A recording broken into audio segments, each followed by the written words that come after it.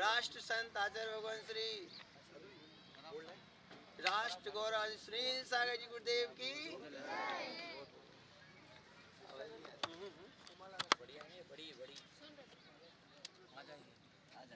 उपस्थित प्यारे प्यारे बच्चों, आज आपका सौभाग्य का दिवस है कि जो चलते फिरते तीर्थ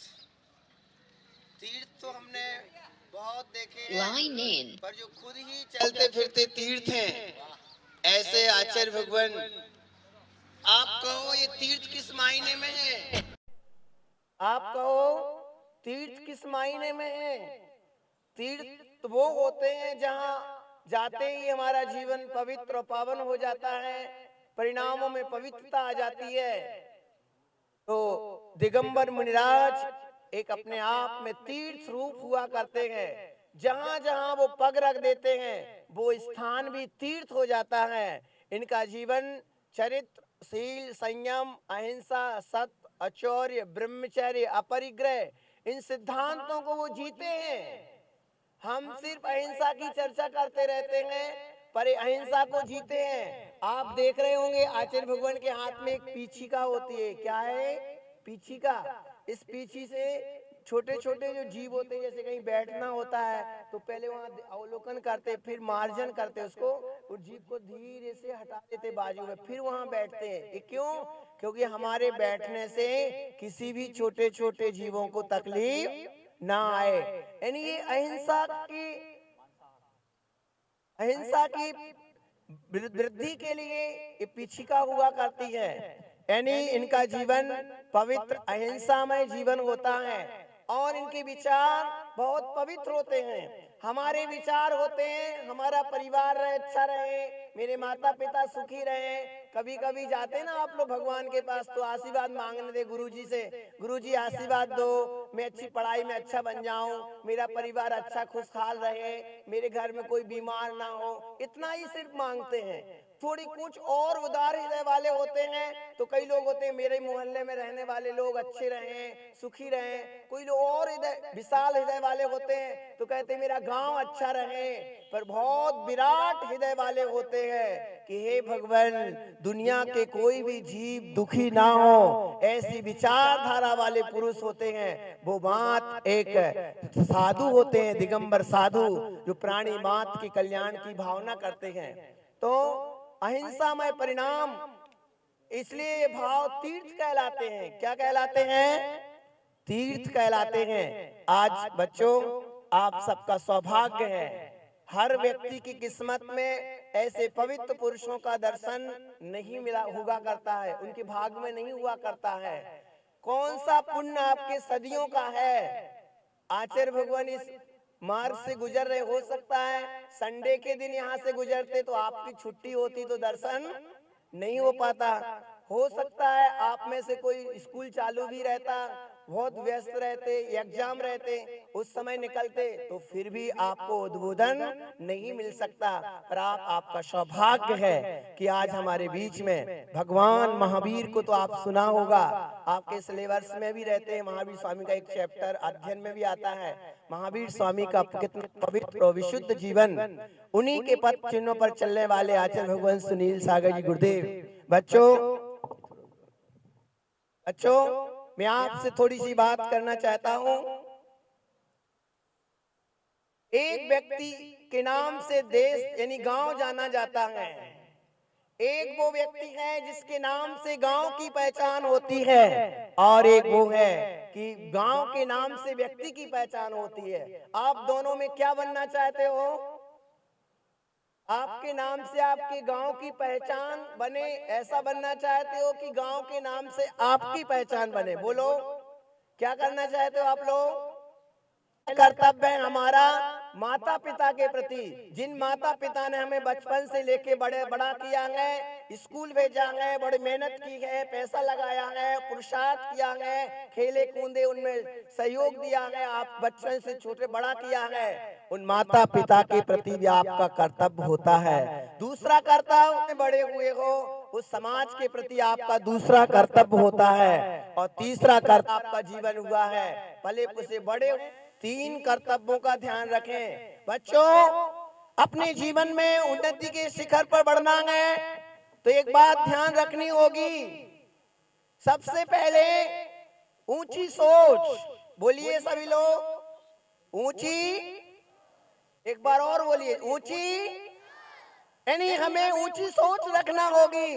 किसी भी मार्ग पर बढ़ते हैं, किसी भी क्षेत्र में हम बढ़ते हैं, चाहे वो अध्ययन का क्षेत्र हो, आप अभी विद्यार्थी के जीवन में हो, आप ऊंची सोच रखोगे तो बहुत ऊंचाइयां भी आपके पास आएंगी और ऊंचाइयां आपको प्राप्त होंगी।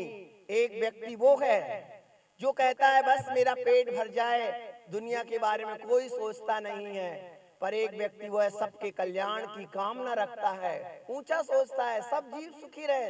बच्चों, मैं आपसे कहना चाहता हूँ, आप भोजन करने बैठो, भोजन का गिलास मुख में जाने के पहले एक भावना कर लेना कि हे भगवान, पूरे विश्व में, पूरे देश में कोई भी जीव भूखा ना रहे, सबको शुद्ध शाकाहारी पवित्र भोजन मिले, कोई भी भूखा ना सोए। ऐसी पवित्र भावना करके तुम भोजन का गिलास मुख में लेना।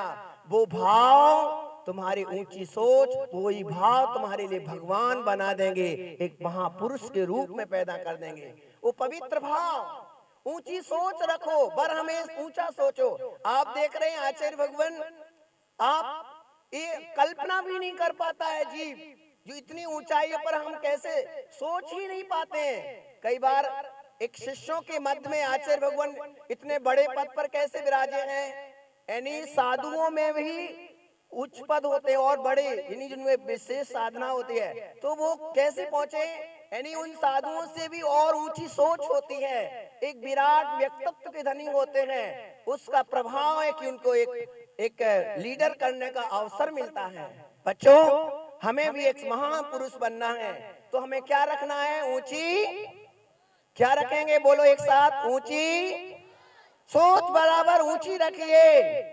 आपकी सोचने से कुछ नहीं, यानी सोचने से आपको कोई मेहनत नहीं लगेगी, कोई पुरुषार्थ ज्यादा नहीं करना पड़ेगा।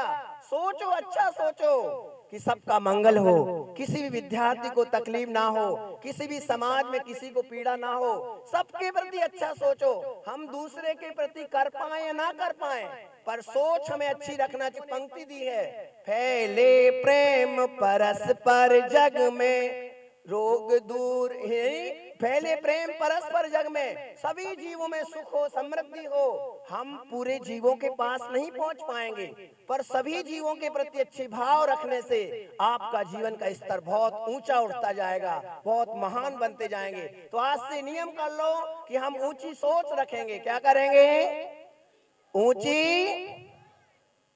दूसरा सूत्र है कड़ी मेहनत। बोलो कड़ी। कड़ी एक साथ बोलो, अब आवाज धीरे आ रही है। कड़ी, कड़ी मेहनत करिए। आप विद्यार्थी हैं, मेहनत करोगे, आप विद्यार्थी हैं, मेहनत करोगे तो ऊंचाइयां पाओगे। मेहनत करना होगी। आप जो जिस क्लास के विद्यार्थी हो उतने घंटे कम से कम जरूर पढ़िए। आप अभी विद्यार्थी हो, आप बड़े हो जाओगे ना, फिर कहोगे कि मैंने बचपन में पढ़ाई नहीं कर पाई, तो अब दोबारा अध्ययन करने के लिए स्कूल में भर्ती हो रहा हूँ, कोई भी टीचर तुम्हें स्वीकार नहीं करेगा। अरे उस समय निकल चुका है। यदि आपके पास अभी विद्यार्जन का समय है तो क्या करेंगे, कड़ी। किस किस को चाहिए, किसी को नहीं, कोई बात नहीं। गोबर में ज्यादा मेहनत नहीं लगती है, गोबर चाहिए है तो कुछ ज्यादा मेहनत नहीं करना पड़ेगी, गाय यूं ही सहज में दे देगी।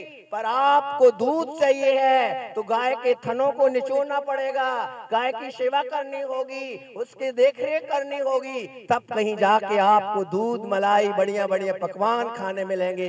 तो क्या करोगे, कड़ी मेहनत। मेहनत करोगे तो मिलेगा। तो क्या करेंगे, हम मेहनत करेंगे।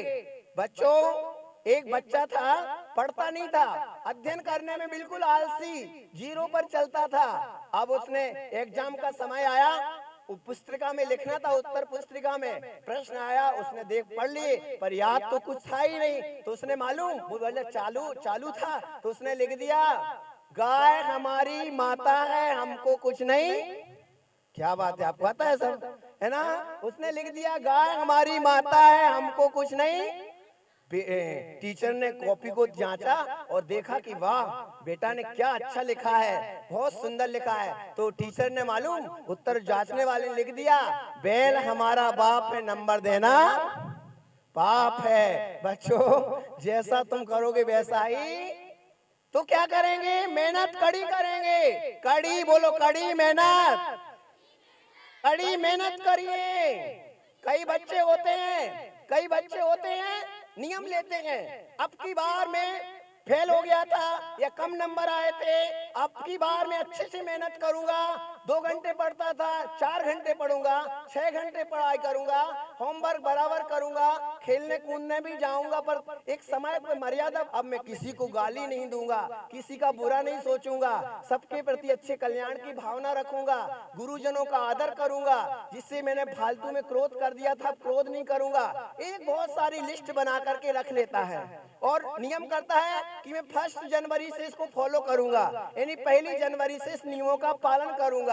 पर वो व्यक्ति बच्चे ने नियम बना लिए और 1 जनवरी से 1 2 3 4 5 10 जनवरी तक पालन किए और बाद में टाए टाए फिर सो जाता है। बच्चों आप कोई नियम लो, कोई संकल्प लो तो कड़ी मेहनत के साथ बराबर पुरुषार्थ करिए, हताश मत होइए। तो क्या करेंगे, कड़ी बोलो सभी लोग, कड़ी। अब तीसरा सूत्र है जो आपके जीवन को आनंद प्रदान करने वाला होगा। आपकी ऊंचाइयां बढ़ेंगी, आप बहुत बड़े ऊंचे स्थान पर पहुंचने के लिए योग्यता पैदा होगी।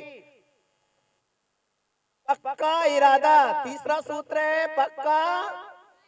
आपने इरादा किया है कि मैं विद्यार्थी हूँ, मुझे इंजीनियर बनना है, डॉक्टर बनना है, अच्छा विद्यार्थी बनना है, बहुत अच्छी पोस्ट पर जाना है, तो पक्का इरादा करिए। आप देख रहे होंगे बापू का नाम सभी लोगों ने सुना है। एक समय हमारा देश परतंत्र था, हमारी माँ बहने ऐसी तरीके से यानी ऐसे विचरण नहीं कर सकते थे, अंग्रेजों के दबदबे में हमें रहना पड़ता था, उनकी परतंत्रताओं में हमारा जीवन था, हम स्वतंत्रता के साथ अपना धर्म नहीं निभा सकते थे, उनकी मालकियत में अपने जीवन को गुजारना होता था। कहते हैं बापू ने पक्का इरादा किया, शरीर भले उनका कांटा जैसा था, पतले थे, पर बापू ने अहिंसा और सत्य के बल पर पूरे भारत को आजाद करके दिया, यानी हमारा देश आजाद हो चुका है। आज हम बापू ने इरादे यदि पक्के नहीं किए होते तो फेल हो जाते। उस इरादे पक्के में कितनी समस्याएं आई, कितने प्रकार की तकलीफें हुई, कितने प्रकार की समस्याओं के साथ गुजरना पड़ा, पर इरादों पर वो पक्के रहे तो आज स्वतंत्रता की सांस ले रहे हैं। बच्चों इरादे सदैव पक्के रखना चाहिए। आप देख रहे हैं आचार्य भगवान जगह जगह पैदल विहार करते हैं। अभी रास्ता कितना खराब है, खराब रास्ता है, छाले पड़ जाते पैरों में, कोई अरे भाई ये छाले पड़ते हैं तो बहुत कठिन मार्ग है। नहीं, पक्का इरादा है कि हम तो भगवान महावीर के पथ पर ही चलेंगे, अहिंसा और सत्य के पथ पर, चार हाथ आगे की जमीन को देखते हुए, जीवों की रक्षा करते हुए, इन्हीं पत्थरों के कैसे भी हो, नंगे पैर छाले भी पड़ गए फिर भी पैर पैर ये भारत यात्रा करते हैं, तीर्थों की और धर्म उपदेश देते रहते हैं, आत्म साधना करते हैं, यानी इरादा पक्का है। ये साधना 1-2 दिन के लिए साधना नहीं है। आप देख रहे होंगे ये दिगंबर मुनिराज 1-2 दिन के लिए दिगंबर नहीं बना जाता है, कुछ वर्षों के लिए दिगंबर नहीं बना जाता है। ये प्रण तो आजीवन के लिए होता है, जब तक मेरी सांसें हैं तब तक इन व्रतों की चर्या का पालन होता रहेगा। इसलिए वो उत्साह रहते हैं, उत्साह बना के रखते हैं, पक्का इरादा। बच्चों हम विद्यार्थी हैं तो हमें इरादे कैसे रखना है, बोलो पक्का, सभी लोग बोलो पक्का इरादा। आपको ऊंचाइयां पाना है तो व्यसनों से दूर रहना। आप अपने जीवन में कभी मांस का सेवन नहीं करना। आपके हाथ पर कोई सुई चुभोए तो कैसा लगेगा, बोलो सुई चुभोए तो कैसा लगेगा, चाकू चलाए आपके गर्दन पर तो कैसा लगेगा, दुख होगा, पीड़ा होगी, दर्द होगा। तो हमारा भी कर्तव्य बनता है, किसी भी बकरी गाय जीवों पर, किसी भी जानवर पर या इंसान पर कभी भी हम उनको तकलीफ नहीं देंगे, किसी भी जानवर का मांस नहीं खाएंगे। आज से नियम कर लो कि हम मांस मदिरा का भोजन, इस प्रकार से मांस सेवन नहीं, शुद्ध शाकाहारी जैसा रामचंद्र जी का भोजन था वही हमारा भोजन होगा। सभी लोग बोलो कि हम शुद्ध शाकाहारी भोजन करेंगे। हाथ खड़े कर दो, बोलो। सभी लोग नियम कर सकते हैं, जीवन को बहुत अच्छा बनाएगा, आप महान बनेंगे। सभी टीचर, सभी लोग खड़े कर दो, हम शुद्ध शाकाहार भोजन लेंगे। बहुत बढ़िया, प्यारे बच्चों नीचे कर लो। आज आपने गुरु भगवान के चरणों में जो खुद अहिंसा में जीवन जीते हैं, आप देख रहे होंगे दिन भर में एक बार आहार लेते खड़े होकर के। अभी कुछ महाराज जी हैं, उनके कल अंतराय था, एक दिन पहले भी अंतराय था। अंतराय का मतलब वो पूरा आहार ही नहीं होता है, यानी खड़े होते हैं, उन्हें बाल आ जाता है या कोई भी जीव आ जाता है तो वो छोड़ देते, तुरंत लेते हुए सारा सब कुछ रखा रहता छोड़ देते।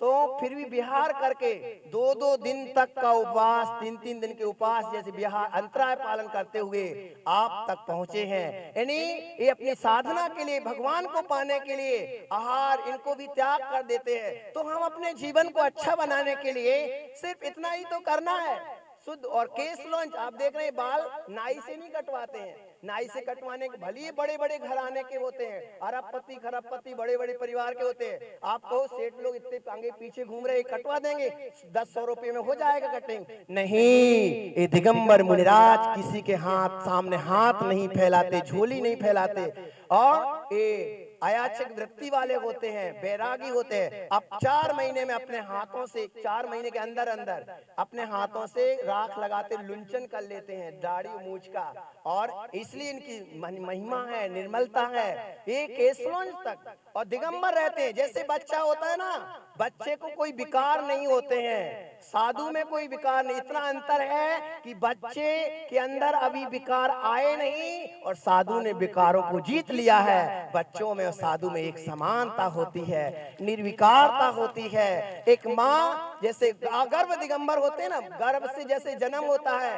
वैसे ही अगर्भ दिगंबर कहा जाता है। ये आपका सौभाग्य है, एक दुनिया में एकलौते एक संत वही हो सकते हैं जो विकारों पर विजय पाए, वही दिगंबर हो सकता है, वही ऐसे पावनता को जीवन जी सकते हैं। बच्चों, मैं आपसे बात कह रहा था कि हमें कभी अशुद्ध भोजन नहीं करना है। श्री राम जी के बारे में आता है, श्री राम जी की अंगूठी, जब आपने पढ़ा होगा कभी रामायण, सीता जी को हनुमान जी लेके गए, देखा कि ये अंगूठी श्री राम के पास से मैं आया हूँ, ये अंगूठी श्री राम की है।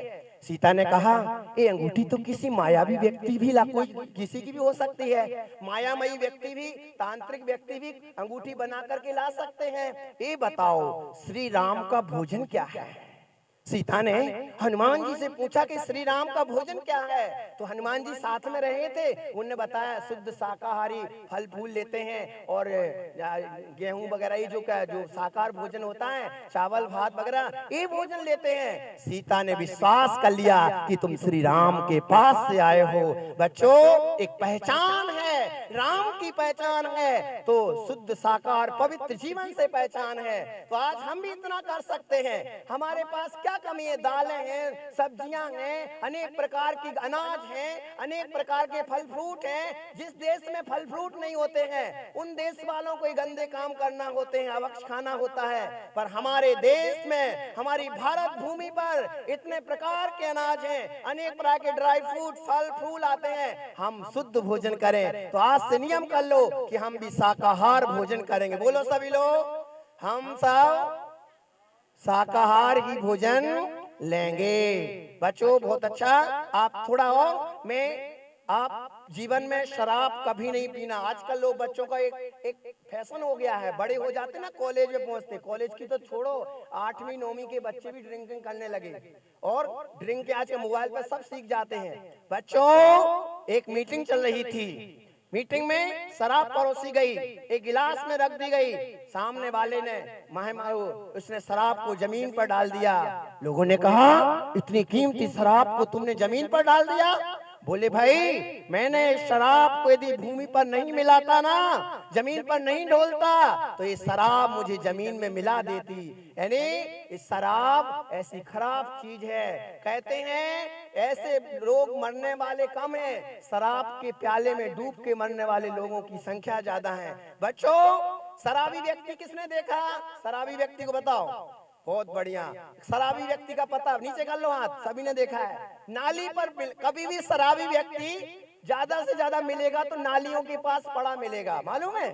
नाली जहाँ खुली पड़ी रहती है और मुख बाके पड़ा रहता है। शराबी व्यक्ति मुख खोल के पड़ा रहता है। सुअर आता है, उसके मुख में गरम गरम भोजन डाल देता है। वो कहता है वाह वाह वाह कितना आनंद है। और फिर कुकर आता है, कुकर यानी कुत्ता आता है, वो 3 पांव जमीन पर रखता है, 1 पांव आकाश में, और बिन बादल के उसके मुख में बरस जाता है। तो वो कहता है मधुरम मधुरम मधुरम, क्या स्वाद आ रहा है। बच्चों, ये दशा यदि तुम्हें नहीं बनानी है तो कभी शराब, गुटखा, बीड़ी, तमाकू, नशे का सेवन नहीं करेंगे। बोलो सभी लोग गुरुजी के चरणों में संकल्पित हो कि हम कभी भी शराब, बीड़ी, तमाकू इनका सेवन नहीं करेंगे। बोलो हम कभी, बोलो शराब, हाथ खड़े करके बोलो, हम कभी शराब, बीड़ी, तमाकू का सेवन जीवन भर नहीं करें। बहुत अच्छे बच्चे, ये सब नियम निभाना। बच्चों, आपके जब माता पिता, आपका जन्मदिन है, आपका जिस दिन जन्मदिन है ना, जन्मदिन यानी बर्थडे है आपका, और आप पिताजी से कहना पिताजी मुझे गिफ्ट। पिताजी कहेंगे बेटा इस तेरे लिए तो सब कुछ है, क्या चाहिए गिफ्ट? पिताजी से मुझे दोगे ना, वादा करो। बोले हाँ। पिताजी कहते हैं अरे बेटा तुझे क्या चाहिए, तेरे लिए ही तो जीवन है, तेरे लिए तो पैसा कमा रहा हूँ, तुझे क्या चाहिए गिफ्ट में? बोलो बेटा। जब पिताजी बात कहे तो पिताजी से कहना पिताजी जो आप बीड़ी पीते हो ना, जो गुटखा खाते हो, जो तमाकू पीते हो, या जो भी व्यसन तुम्हारे अंदर है, उस व्यसन का त्याग कर दो। वो शराब पीते हो, शराब का त्याग कर दो, मांसाहार का त्याग कर दो। बस यही हमारे जन्मदिन का उपहार होगा, यही हमारे जन्मदिन की गिफ्ट होगी। मैं चाहता हूँ मेरे पिताजी स्वस्थ रहें, पवित्र रहें, आनंदित रहें, हमारे घर में खुशियां बनी रहें, हमारे घर का वातावरण पवित्र रहे। तो ये संकल्प जरूर करो कि हम पिताजी ऐसे मांगेंगे, कुछ मांगना है। तो बच्चों, ऊंची सोच हो गया, आपको व्यसनों से दूर रहना है। बच्चों, संगति सदैव अच्छी बना के रखना, पिक्चर और गाने कभी नहीं देखना सुनना, ये हमारे जीवन को बर्बाद कर देते हैं। देखना है भजन सुनो, यानी रामचंद्र जी के जीवन चरित्र से जुड़ी हुई महाभारत, रामायण आदि को देखो, ये देख सकते हो, मना नहीं है। पर पिक्चर देखोगे, गंदे गंदे नृत्य देखोगे, तुम्हारा जीवन बर्बाद हो जाएगा। क्या हो जाएगा? बर्बाद हो जाएगा। तो हम कभी ऐसे काम नहीं करेंगे। बच्चों, हमें एक टप दूध भरा हुआ है सामने हमारे, और उसमें एक नींबू डाल दो, निचोड़ दो, कैसा हो जाएगा? दूध फट जाएगा। हमारा सुंदर सा जीवन, हमारा इतना अच्छा जीवन है, माता पिता ने हमें सवेल करके इतना बड़ा किया है, हमारे रिश्तेदारों की दुआओं से, और हम अपने पवित्र भावों से इतने मनुष्य पर्याय में आए हैं, और हम किसी शराबी, किसी गंदी आदत वाले व्यक्ति के साथ रह करके, पाप भाव करके, हिंसा के परिणाम करके अपने आप को कभी खराब नहीं करना, गंदे लोगों की संगति नहीं करना। एक नींबू की बूंद पड़ते ही दूध फट जाता है। बच्चों, ऐसे ही हम गंदे लोगों के साथ रहते तो हमारा जीवन भी खराब हो जाता है। तो आज से संकल्प कर लो कि मैं कभी गंदी संगति नहीं करूंगा। गुरु जी के चरणों में आपने पवित्र संकल्प लिए हैं, ये संकल्प आपको महान बनाएंगे। बच्चों, गुस्सा कभी नहीं करना। क्रोध कितने बच्चे करते हैं? सभी करते हैं ना गुस्सा? हाँ, एक दूसरे को इंगित कर रहे हैं। क्रोध नहीं करना। एक सुनो, एक छोटा सा परिवार था जिसमें बेटा, पिता, माता सब कुछ थे। अब क्या हुआ? अपनी माँ, अपनी सिगड़ी जल रही थी, सिगड़ी यानी वो चूल्हा जल रहा था, कोई सिगड़ी जल रही, तो उसमें अग्नि उठ रही थी। बेटा वहीं बैठा हुआ था, पास में पैसे की गिड्डी भी पड़ी हुई थी। बेटे को क्या देखा, वो जानता थोड़ी पैसा है कि ये कागज है। उसने कागज समझ के पैसे गिड्डी को फाड़ा और चूल्हे में डालना शुरू किया, तो वो अग्नि बढ़ने लगी, भभकने लगी जिसको बोलते हैं, और तो उसको बड़ा अच्छा लगा, तो उसने अपने बहुत एंजॉय किया। अब उस माता को गुस्सा आया कि पैसे को इसमें जला रहा है। माता चाहती तो शांत हो सकती थी, जल गया कोई बात नहीं। माता को गुस्सा आया, उसने बच्चे को उठाया, चूल्हे पर ही पटक दिया। कहते हैं चूल्हे पर गिरते ही बेटा छोटा था, खत्म हो गया, मरण को प्राप्त हो गया। पिता आया, पिता ने देखा कि ये माँ ने क्या कर दिया, स्थिति का ज्ञात पता पड़ा कि ऐसा हुआ है, माँ ने किया है। पिता ने डंडा उठाया, खूब पिटाई की माँ की, खूब पिटाई कर दी। क्रोध में कुछ भी हो सकता है, कभी कुछ भी कर सकता है जीव। क्रोध में इतनी पिटाई की कि माँ का ही मरण हो गया। और पुलिस वाले आए, हथकड़ी में उनके दोनों हाथों को बांधा और जेल में डाल दिया उस इंसान को। बच्चों, हंसता खिलखिलाता परिवार एक कसाई क्रोध की वजह से, गुस्सा की वजह से सारा बर्बाद हो गया। तो हम कभी क्रोध, बोलो सभी लोग, क्रोध नहीं करेंगे, समता रखेंगे, लोभ नहीं करना, अहंकार नहीं करना। अपने आप में बहुत पैसे वाले पिता का बेटा हूँ, छोटे बच्चे को यूं ही समझना, नहीं तुम कुछ नहीं जानते हो, नहीं, आप पैसे वाले पिता के बेटे हो तो गरीबों की सेवा करो, उनको कॉपी पेंसिल की व्यवस्था करो। अहंकार नहीं करना, लोभ नहीं करना। यानी व्यक्ति, बच्चे क्या करते हैं, एक पेंसिल, दो पेंसिल, चार, यानी 10-10, 50-50 पेन रख लेते हैं, बहुत सारे जोड़ी कपड़े इकट्ठे कर लेते हैं। अरे भाई, हमारे पहनने के लिए 10-50 जोड़ी कपड़े हो गए, कोई बात नहीं, पर जो गरीब है उनके लिए दे दो। यानी लालच नहीं करो। क्या नहीं करेंगे, लालच, यानी व्यर्थ की चीजें संग्रह नहीं करेंगे। बच्चों, अपने जीवन में कभी सुसाइड नहीं करना, आत्महत्या नहीं करना कभी। आचार्य भगवान बताएंगे, आत्महत्या सबसे बड़ी बुरी चीज है जो हमारे जीवन को बर्बाद कर देती है। अभी संकल्प कर लो, कैसी भी समस्याएं हमारे जीवन में खड़ी हो, कैसी भी परिस्थितियों से मुझे गुजरना पड़े, फेल हो जाऊं कोई बात नहीं, कोई बात नहीं, फेल हो जाऊं, फेल चल जाएगा, पर मैं कभी सुसाइड नहीं करो। बोलो आत्महत्या, हाथ खड़े करो, आत्महत्या कभी भी नहीं करेंगे। बहुत अच्छा। और अपने माता पिता को कभी वृद्धाश्रम नहीं भेजेंगे। यानी जिन माता पिता ने आपको बड़े अरमानों के साथ पाला पोसा है, 9 महीने तक माँ ने गर्भ में रखा, खिलाया पिलाया है, बड़ा किया है, अपनी मेहनत लगाई है, वो गीले में सोई, तुम्हें सूखे में सुलाया है, तुमने 10 बार पूछा माँ ये क्या है, तुमने 10 बार पूछना नहीं, सैकड़ों बार भी पूछा, माँ ये कौवा है कि कोयल है, पक्षी का नाम बार बार पूछा, फिर भी माँ तुम्हें प्रेम से ही बताती। ऐसी पवित्र माँ के प्रति ऐसी भावना जीवन में कभी नहीं लाना कि उसको वृद्धाश्रम छोड़ दो। आज से नियम कर लो, कभी माता पिता को वृद्धाश्रम, और माता पिता के चरण बंदन करके ही यहाँ आया करो। स्कूल, स्कूल से जब घर जाओ तो गुरु जी के चरण बंदन किया करो और फिर माता पिता के चरण छुए। आज से सब लोग नियम कर लो कि माता पिता के चरण, दादी आज जो बड़े जन हैं अपने घर में, उनके चरण छू करके ही स्कूल आएंगे, और स्कूल से घर जाएंगे तो यहाँ गुरु जी के चरण छू के और फिर माता पिता के चरण फिर छुएंगे। ये सभी लोग का नियम हो गया। सभी लोग हाथ खड़े करके बोलो, हम माता पिता की चरण वंदना जरूर करेंगे। बहुत अच्छा, आप सबने पवित्र नियम लिए। अब हम अपने जीवन को सुंदर और पवित्र बनाना है। बहुत सारी बातें हैं बच्चों, आचार्य भगवान का मंगलमय आशीर्वाद हमारे पास अभी बाकी है। हम उनके मंगलमय देशना सुनेंगे, जो तप और साधना से जिनकी जीवन पवित्र हो चुका है, और उस पवित्र जीवन से जो शब्द निकलते हैं, बड़े अनुभव पूर्ण शब्द निकलते हैं, बड़े पावर के साथ निकलते हैं, जो बातें निकलती हैं वो हमारे जीवन को महान बनाने वाली होती हैं। जीवन में गुरु जरूर होना चाहिए। रावण के जीवन में गुरु नहीं थे, इसलिए रावण अहंकार में मर गया। अपने जीवन में आज आपका सौभाग्य है कि ऐसे पावन गुरु, गुरु बहुत सारे होते हैं, चींटी भी गुरु होती है, चींटी भी शिक्षा देती है, ऊपर चढ़ती है फिर गिर जाती है, फिर चढ़ती है फिर गिर जाती है, एक बार चढ़ ही जाती है। ऐसे ही चींटी भी गुरु है, बहुत सारे गुरु होते हैं। पर एक वास्तव में हमें भगवान बनने की एक पवित्र शैली एक कोई सिखाता है तो निर्गंथ गुरु ही सिखा पाते हैं। और आपके सामने से निर्गंथ गुरुदेव आचार्य भगवान सुनील सागर जी गुरुदेव अभी महाराज जी बता रहे थे कि 10,000 गाथाएं आचार्य भगवान को याद हैं। ये अतिशयोक्ति नहीं है, वास्तव में याद है। प्राकृत भाषा संस्कृत भाषा के विद्वान आचार्य भगवान के अनेकों ग्रंथों के लेखन किया हुआ है। विशाल संघ का संचालन करते हैं। कितनी समस्याएं आती हैं, ठंडी गर्मी बारे सभी प्रकार से, और समता भाव को रखते हुए अपने जीवन को जीते हैं।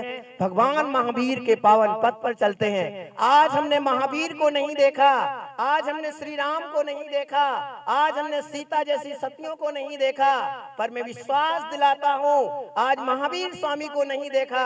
जब आचार्य भगवान को देखते, दिगंबर मुनिराज को देखते हैं तो हमें महावीर की याद आ जाती है, राम की याद आ जाती है। ऐसे ही भगवान हुआ करते होंगे। बच्चों, आप सबका जीवन उन्नतशील हो। आज हम गुरु भगवान के चरणों में निवेदन करते हैं